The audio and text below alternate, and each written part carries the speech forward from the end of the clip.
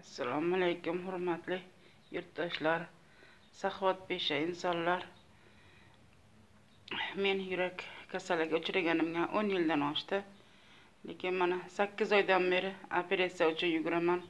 Mablag'im yo'qligi tufayli operatsiya qildira olmayapman. Operatsiya qildirsam yaxshi bo'lib ketadi deyishyapti.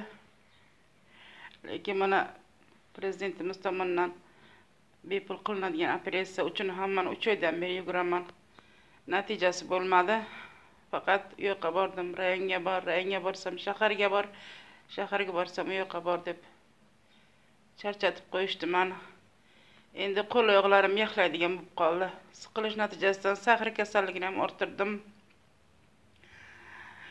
Ko'p o'ylovlardan davlenam 200-210 chiqadigan bo'lib qoldi. Agar operatsiya qildirsam, yuragim yaxshi bo'lib ketishini aytishyapti.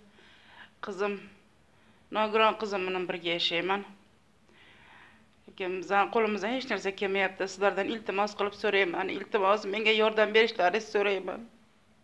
Mendan qaytmasa Xudodan qaytsin.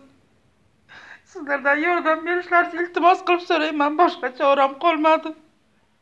Saxovatpesha insonlarning ko'magiga muhtojman. Iltimos, qo'llaringizdan kelsa yordam beringlar, iltimos sizlardan. Mendan qaytmasa Xudodan qaytsin.